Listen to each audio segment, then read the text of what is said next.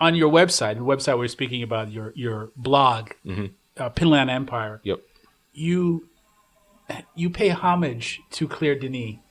Oh, I make no. There's a funny story too, where I actually met her briefly, quickly at the end of Bastards, at the end of the Bastards screening, because we now have a mutual friend. I think she's one of the greats.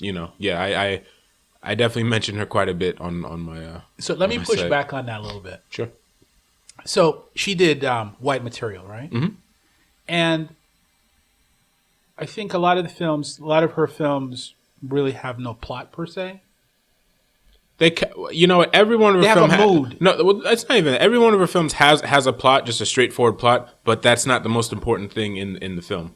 Like one movie to the next. Like if you ask me what's so and so about, like it's about that. But it's more so about like ambiance, mood, and stuff like that. But every film does have a straightforward plot, in my opinion. That's not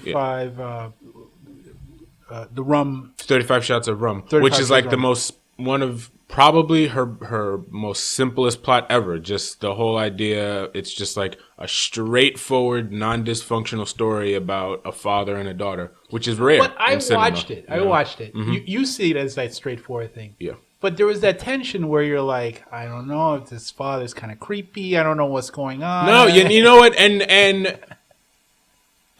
so I saw that movie 4 years ago. Yeah, it's the same thing with White Material in the sense that it's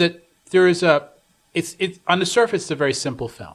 Mm-hmm. Like you said, it's a very simple story, and it's usually it's not even like a story with a huge arc to it. Mm-hmm. It's just a simple arc, but there's always the tension of someone within a particular context. Mm-hmm. Where they're either uncomfortable in that context or the world around them becomes, sort of makes them uncomfortable. Sure. And why do you like that? Well, yeah, that's a good question.